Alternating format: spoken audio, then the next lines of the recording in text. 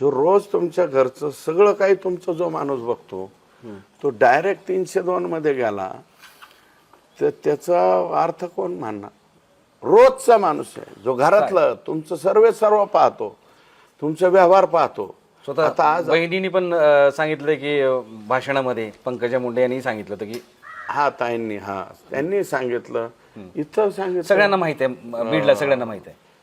सावरगावच्या जो मेळाव्यामध्ये आमच्या भगवान भक्तिगडाचा मेळावा आहे, मेळाव्यात सांगितलं ना त्यांनी की धनंजय मुंडे यांचं पानही ज्यांच्या शिवाय हलत नाही, मग संतोष देशमुखांचं पान कसं हललं?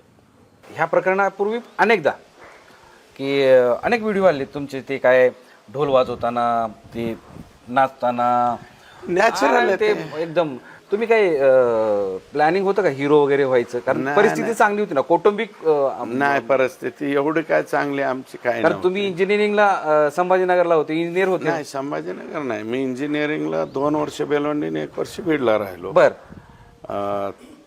3 ठिकाणी. आणि त्याच वेळेस मी काय केलं, इथल्या कॉलेजला ऍडमिशन घेतलं होतं, BA ला आष्टीच्या.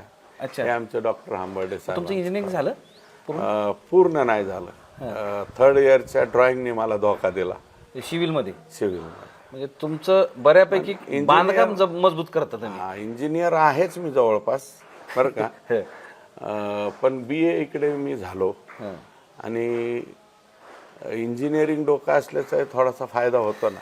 सध्या प्लॅनर जे म्हणतो ना, आणि मी लोकात राहतो ना, मला लोक जे आहे ना, लोक माझ्यावर फ्रेम करतात, मी लोकांवर फ्रेम करतो.